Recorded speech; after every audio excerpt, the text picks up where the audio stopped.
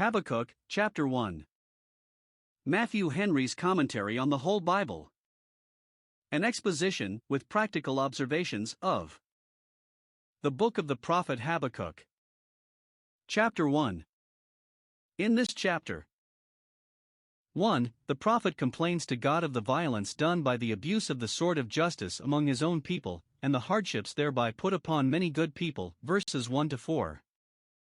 2. God by him foretells the punishment of that abuse of power by the sword of war, and the desolations which the army of the Chaldeans should make upon them, verses 5 to 11. 3. Then the prophet complains of that too, and is grieved that the Chaldeans prevail so far, verses 12 to 17, so that he scarcely knows which is more to be lamented, the sin or the punishment of it, for in both many harmless good people are very great sufferers. It is well that there is a day of judgment, and a future state, before us, in which it shall be eternally well with all the righteous, and with them only, and ill with all the wicked, and them only, so the present seeming disorders of providence shall be set to rights, and there will remain no matter of complaint whatsoever. Habakkuk 1 verses 1 to 4. We are told no more in the title of this book, which we have, verse 1, than that the penman was a prophet, a man divinely inspired and commissioned, which is enough. If that be so, we need not ask concerning his tribe or family, or the place of his birth, and that the book itself is the burden which he saw. He was as sure of the truth of it as if he had seen it with his bodily eyes already accomplished. Here in these verses, the prophet sadly laments the iniquity of the times, as one sensibly touched with grief for the lamentable decay of religion and righteousness. It is a very melancholy complaint which he here makes to God. 1. That no man could call what he had his own, but in defiance of the most sacred laws of property and equity, he that had power on his side had what he had a mind to, though he had no right on his side. The land was full of violence, as the old world was, Genesis 6 verse 11. The prophet cries out of violence, verse 2, iniquity and grievance, spoil and violence. In families and among relations, in neighborhoods and among friends, in commerce and in courts of law, everything was carried with a high hand, and no man made any scruple of doing wrong to his neighbor, so that he could but make a good hand of it for himself. It does not appear that the prophet himself had any great wrong done him. In losing times it fared best with those that had nothing to lose, but it grieved him to see other people wronged, and he could not but mingle his tears with those of the oppressed. Note, doing wrong to harmless people, as it is an iniquity in itself, so it is a great grievance to all that are concerned for God's Jerusalem, who sigh and cry for abominations of this kind. He complains, verse 4, that the wicked doth compass about the righteous. One honest man, one honest cause, shall have enemies besetting it on every side, many wicked men in confederacy against it, run it down, nay, one wicked man, for it is singular, with so many various arts of mischief sets upon a righteous man, that he perfectly besets him. 2. That the kingdom was broken into parties and factions that were continually biting and devouring one another. This is a lamentation to all the sons of peace. There are that raise up strife and contention, verse 3, that foment divisions, widen breaches, incense men against one another, and sow discord among brethren, by doing the work of him that is the accuser of the brethren. Strifes and contentions that have been laid asleep, and begun to be forgotten, they awake, and industriously raise up again, and blow up the sparks that were hidden under the embers. And, if blessed are the peacemakers, cursed are such peacebreakers, that make parties, and so make mischief that spreads further, and lasts longer, than they can imagine. It is sad to see bad men warming their hands at those flames which are devouring all that is good in a nation, and stirring up the fire too. 3. That the torrent of violence and strife ran so strongly as to bid defiance to the restraints and regulations of laws and the administration of justice, verse 4. Because God did not appear against them, nobody else would, therefore the law is slacked, is silent, it breathes not, its pulse beats not, so, it is said, the word signifies, it intermits, and judgment does not go forth as it should. No cognizance is taken of those crimes, no justice done upon the criminals, nay, wrong judgment proceeds. If appeals be made to the courts of equity, the righteous shall be condemned and the wicked justified, so that the remedy proves the worse disease.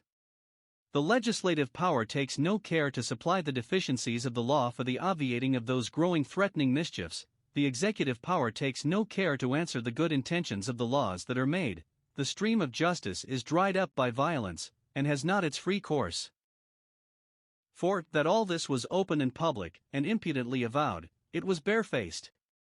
The prophet complains that this iniquity was shown him, he beheld it which waysoever he turned his eyes, nor could he look off it, spoiling and violence are before me. Note, the abounding of wickedness in a nation is a very great eyesore to good people, and, if they did not see it, they could not believe it to be so bad as it is. Solomon often complains of the vexation of this kind which he saw under the sun, and the prophet would therefore gladly turn hermit, that he might not see it, Jeremiah 9 verse 2. But then we must needs go out of the world, which therefore we should long to do, that we may remove to that world where holiness and love reign eternally, and no spoiling and violence shall be before us. 5. That he complained of this to God, but could not obtain a redress of those grievances. Lord, says he, why dost thou show me iniquity? Why hast thou cast my lot in a time and place when and where it is to be seen, and why do I continue to sojourn in Mezek and Kedar? I cry to thee of this violence, I cry aloud, I have cried long, but thou wilt not hear, thou wilt not save. Thou dost not take vengeance on the oppressors, nor do justice to the oppressed, as if thy arm were shortened or thy ear heavy. When God seems to connive at the wickedness of the wicked, nay, and to countenance it, by suffering them to prosper in their wickedness, it shocks the faith of good men, and proves a sore temptation to them to say, we have cleansed our hearts in vain, Psalm 73 verse 13, and hardens those in their impiety who say, God has forsaken the earth. We must not think it strange if wickedness be suffered to prevail far and prosper long. God has reasons, and we are sure they are good reasons, both for the reprieves of bad men and the rebukes of good men, and therefore, though we plead with him, and humbly expostulate concerning his judgments, yet we must say, he is wise, and righteous, and good in all, and must believe the day will come, though it may be long deferred, when the cry of sin will be heard against those that do wrong and the cry of prayer for those that suffer it. Habakkuk 1 verses 5 to 11. We have here an answer to the prophet's complaint, giving him assurance that, though God bore long, he would not bear always with this provoking people, for the day of vengeance was in his heart, and he must tell them so, that they might by repentance and reformation turn away the judgment they were threatened with. 1. The preamble to the sentence is very awful, verse 5 Behold, you among the heathen, and regard. Since they will not be brought to repentance by the long suffering of God, he will take another course with them. No resentments are so keen, so deep, as those of abused patience.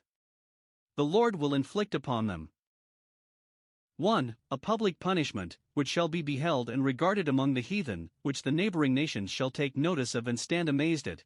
See Deuteronomy 29 verses 24 and 25. This will aggravate the desolations of Israel, that they will thereby be made a spectacle to the world.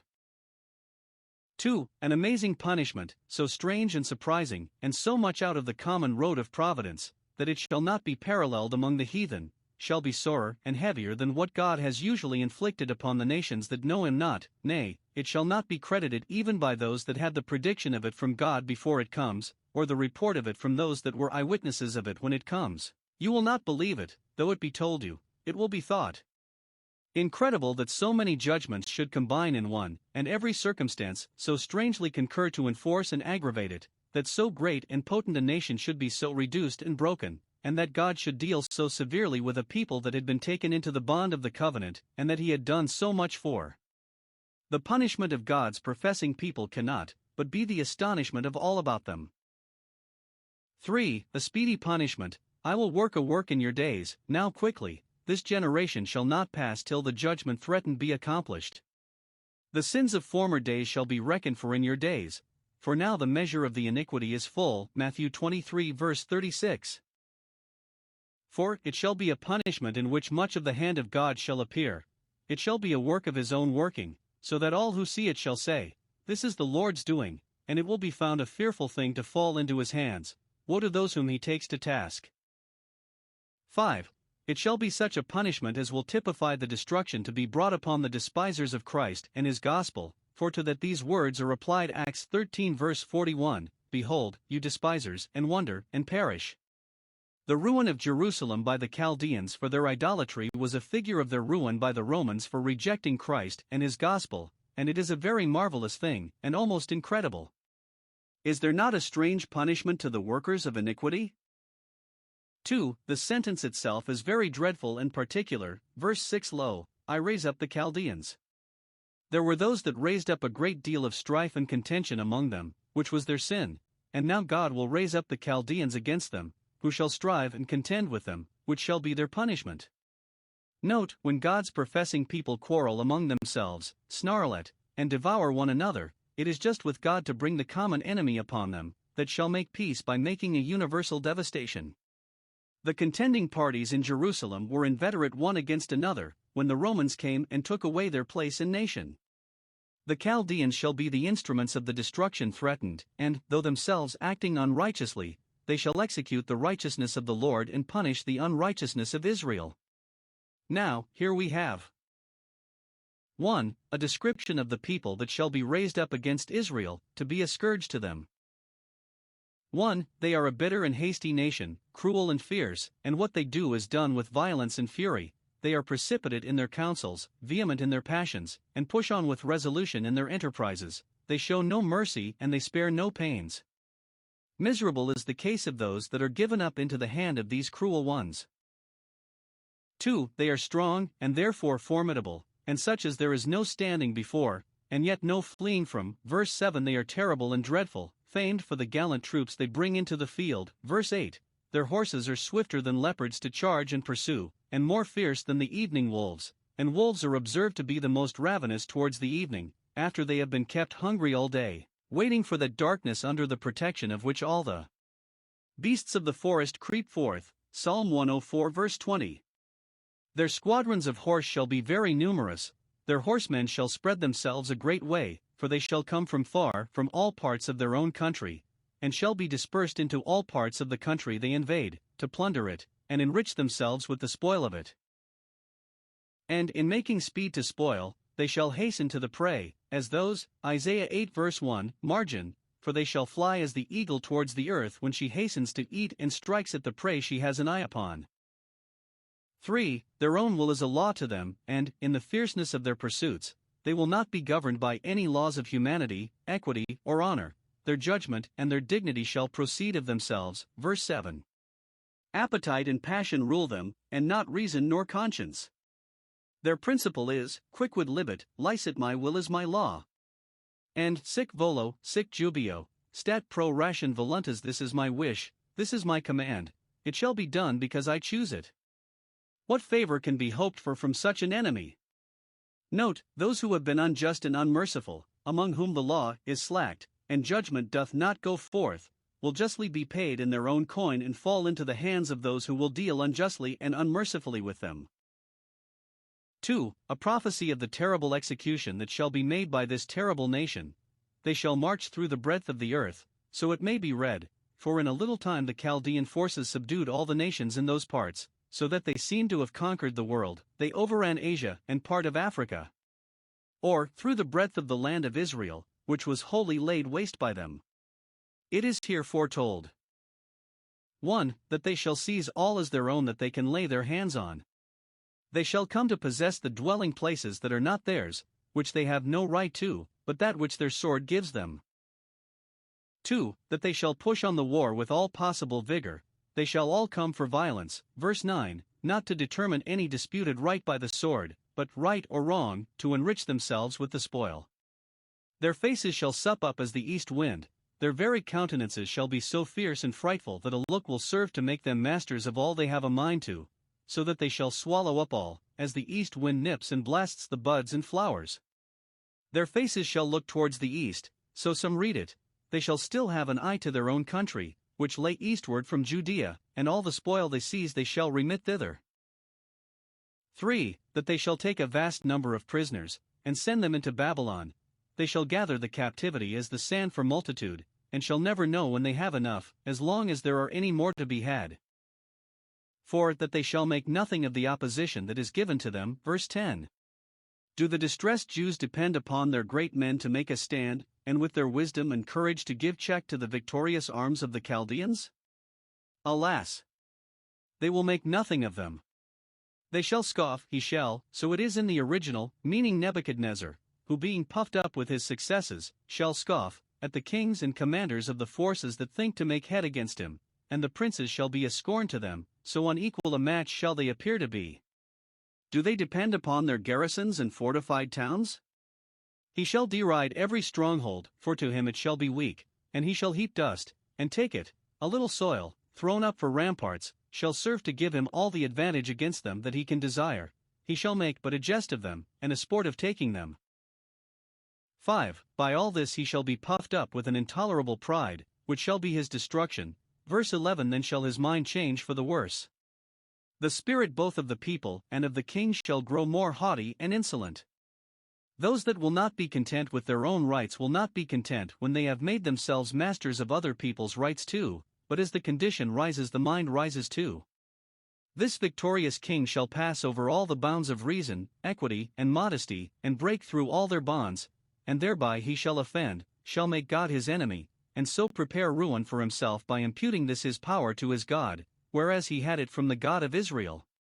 Bel and Nebo were the gods of the Chaldeans, and to them they gave the glory of their successes. They were hardened in their idolatry, and blasphemously argued that because they had conquered Israel their gods were too strong for the God of Israel. Note, it is a great offense, and the common offense of proud people, to take that glory to ourselves, or to give it to gods of our own making, which is due to the living and true God only.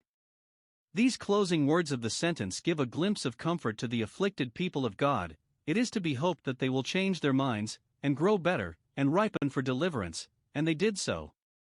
However, their enemies will change their minds, and grow worse, and ripen for destruction, which will inevitably come in God's due time, for a haughty spirit, lifted up against God, goes before a fall. Habakkuk 1 verses 12 to 17.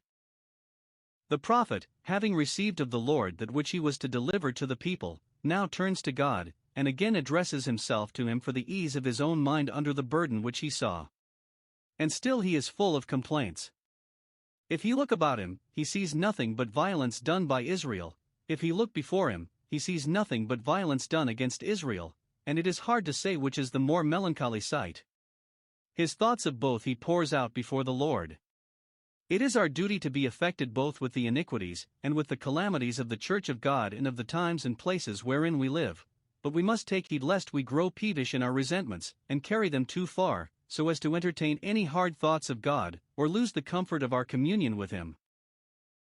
The world is bad, and always was so, and will be so. It is out of our power to mend it, but we are sure that God governs the world, and will bring glory to Himself out of all, and therefore we must resolve to make the best of it, must be ourselves better, and long for the better world. The prospect of the prevalence of the Chaldeans drives the prophet to his knees, and he takes the liberty to plead with God concerning it.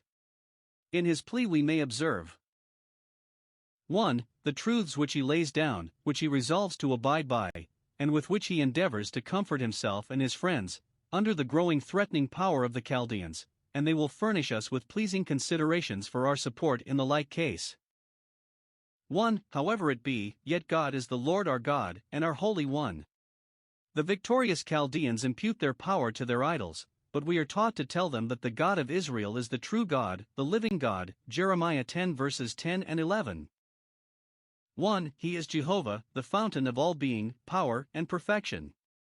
Our rock is not as theirs. 2. He is my God.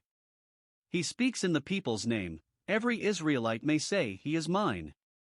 Though we are thus sore broken, and all this has come upon us, yet have we not forgotten the name of our God, nor quitted our relation to Him, yet have we not disowned Him, nor hath He disowned us. Psalm 44 verse 17.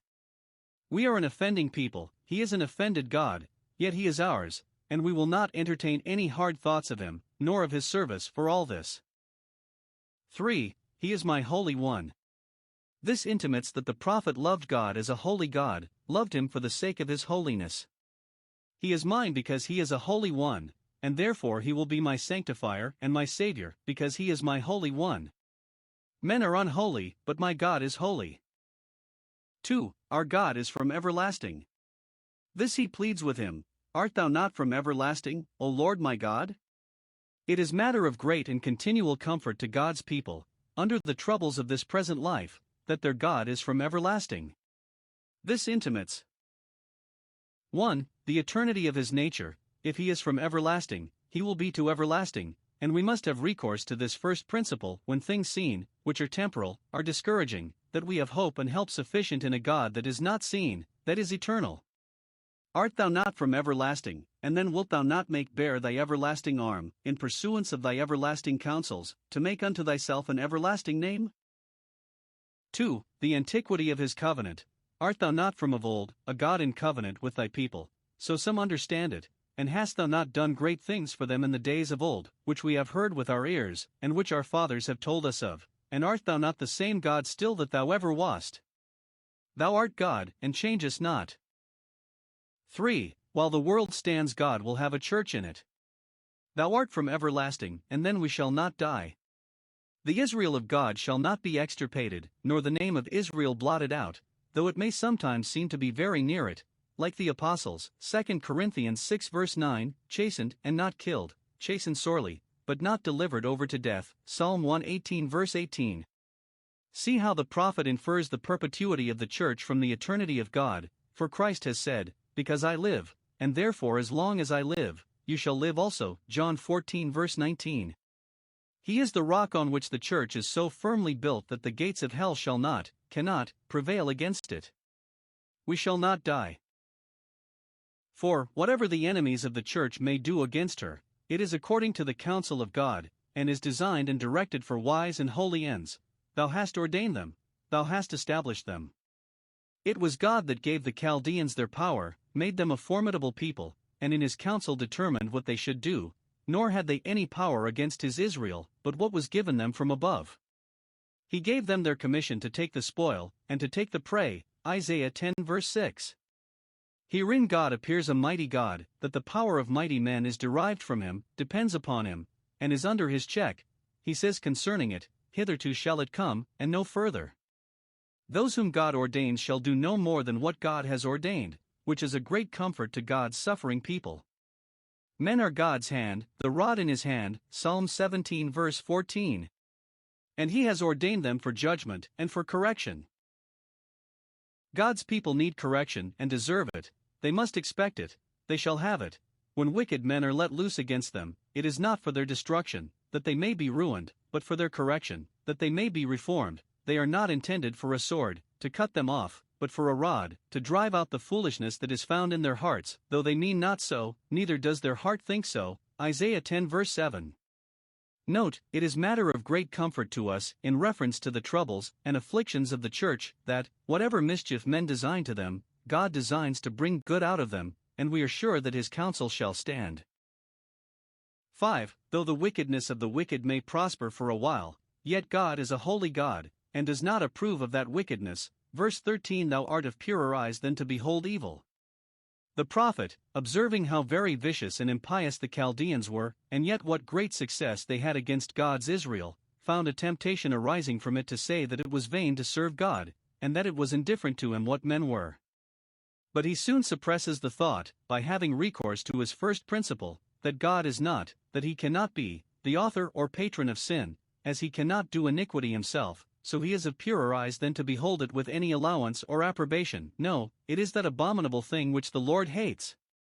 He sees all the sin that is committed in the world, and it is an offense to him, it is odious in his eyes, and those that commit it are thereby made obnoxious to his justice.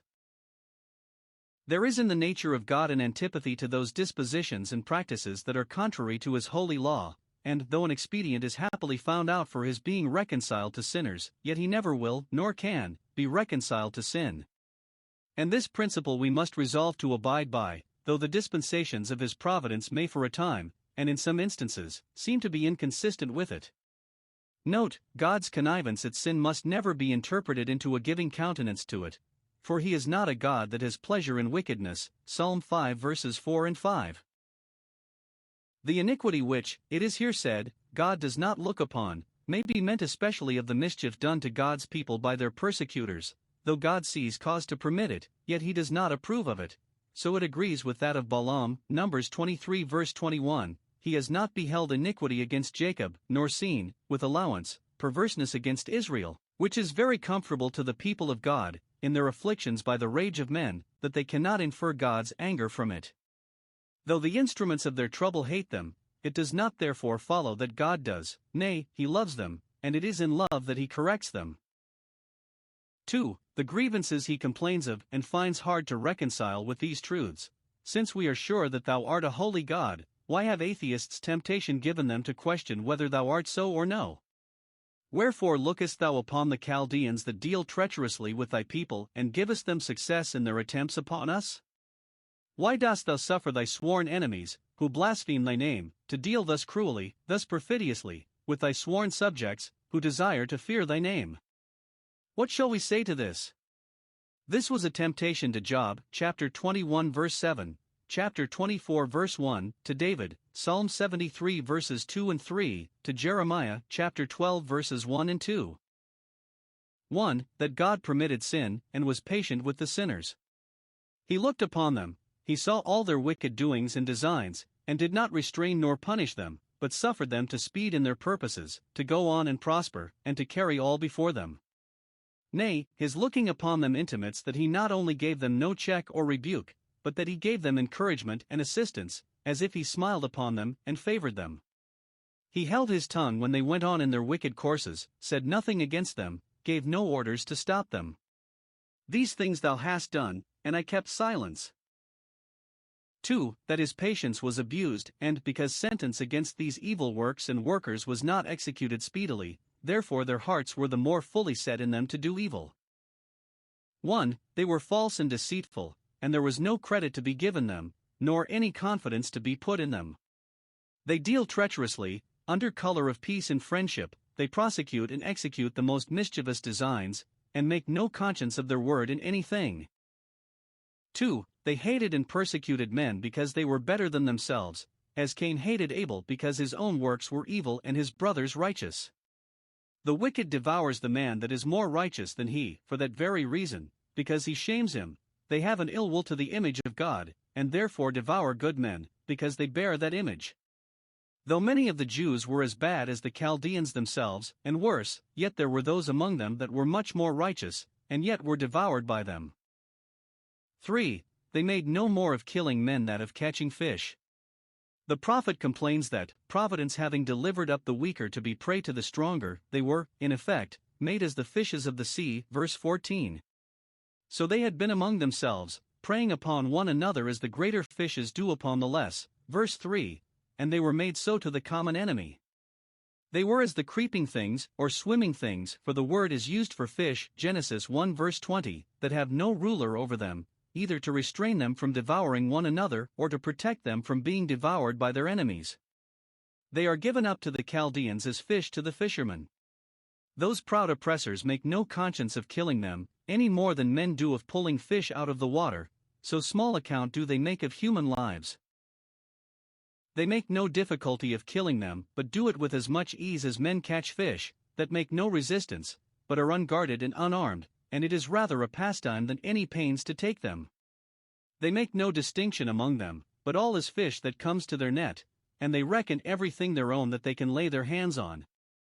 They have various ways of spoiling and destroying, as men have of taking fish. Some they take up with the angle, verse 15, one by one, others they catch in shoals, and by wholesale, in their net, and gather them in their drag, their enclosing net. Such variety of methods have they to destroy those by whom they hope to enrich themselves. 4. They gloried in what they got, and pleased themselves with it, though it was got dishonestly. Their portion is fat, and their meat plenteous. They prosper in their oppression and fraud, they have a great deal, and it is of the best.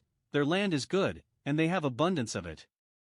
And therefore, 1. They have great complacency in themselves, and are very pleasant. They live merrily, verse 15. Therefore they rejoice, and are glad, because their wealth is great, and their projects succeed for the increase of it, Job 31 verse 25. Soul, take thy ease, Luke 12 verse 19. 2. They have a great conceit of themselves, and are great admirers of their own ingenuity in management. They sacrifice to their own net, and burn incense to their own drag. They applaud themselves for having got so much money, though ever so dishonestly. Note, there is a proneness in us to take the glory of our outward prosperity to ourselves, and to say, my might, and the power of my hands, have gotten me this wealth, Deuteronomy 8 verse 17. This is idolizing ourselves, sacrificing to the dragnet, because it is our own, which is as absurd a piece of idolatry as sacrificing to Neptune or Dagon. That which makes them adore their net thus is because by it their portion is fat. Those that make a god of their money will make a god of their dragnet, if they can but get money by it. 3. The prophet, in the close, humbly expresses his hope that God will not suffer these destroyers of mankind always to go on and prosper thus, and expostulates with God concerning it. Verse 17. Shall they therefore empty their net? Shall they enrich themselves, and fill their own vessels, with that which they have by violence and oppression taken away from their neighbors? Shall they empty their net of what they have caught, that they may cast it into the sea again to catch more? And wilt thou suffer them to proceed in this wicked course? Shall they not spare continually to slay the nations? Must the numbers and wealth of nations be sacrificed to their net? As if it were a small thing to rob men of their estates, shall they rob God of his glory? Is not God the King of nations, and will he not assert their injured rights? Is he not jealous for his own honor, and will he not maintain that? The prophet lodges the matter in God's hand, and leaves it with him, as the psalmist does. Psalm 74 verse 22. Arise, O God! Plead thy own cause.